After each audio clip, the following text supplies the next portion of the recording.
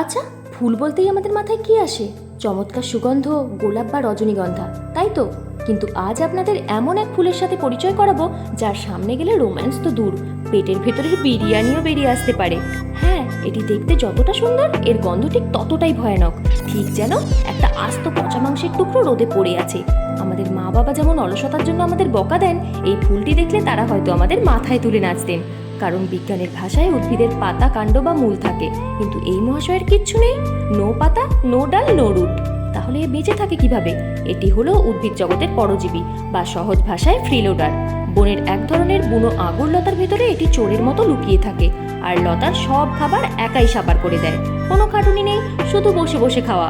সাইজের কথা আর কি বলবো, এটি যখন ফোটে তখন মনে হয় বনের মধ্যে কোনো এলিয়েন ল্যান্ড করেছে। এক একটি ফুল প্রায় 3 ফুট পর্যন্ত চওড়া হতে পারে, অর্থাৎ আপনার ঘরে টেবিল ফ্যানের চেয়েও বড়। আর এর ওজন প্রায় 7 থেকে 11 কেজি। ভাই রে ভাই, একটা মাঝারি সাইজের কুকুরের ওজনের সমান একটা ফুল। ভুল করেও যদি এই ফুল কারো মাথায় পড়ে, তবে তার রোম্যান্টিক ফিলিং নয়, সরাসরি হসপিটালের বিলিং রেডি হবে। এই ফুলটার একটা সুপার পাওয়ার আছে, এটি নিজের শরীরের তাপমাত্রা নিজেই বাড়িয়ে তুলতে পারে। মানে বনের ভেতরে এটি একাই একটি মিনি রুম হিটার। কিন্তু কেন জানেন? যাতে এর ভেতরের ওই পচা মাংসের গন্ধটা গরম বাতাসে দ্রুত চারিদিকে ছড়িয়ে পড়তে পারে। আর সেই গন্ধ শুকে বোকা বোকা মাছিরা ভাবে, বাহ, কোথাও মনে হয় খাসির মাংস পচে গেছে, চল যাই। ব্যাস, মাছিরা এসে ফুলের ফাঁদে পড়ে আর ফুলের পরাগায়ন হয়ে যায়। একেই বলে মাস্টার মাইন্ড প্ল্যান। এবার শুনুন এই ফুলের সবচেয়ে ট্র্যাজিক গল্প। একটি কুঁড়ি থেকে ফুল ফুটতে সময় লাগে পাক্কা 27 মাস। হ্যাঁ, প্রায় 2.25 বছর। মানুষের বাচ্চা হতেও 9 মাস লাগে, আর এর লাগে 27 মাস। কিন্তু এত কষ্টের পর ফুলটি বেঁচে থাকে কদিন জানেন? মাত্র 5 থেকে 7 দিন। 5 দিন পর এটি কালো হয়ে পচে একটা বৃষ্টি থকথকে কাদার মতো হয়ে যায়।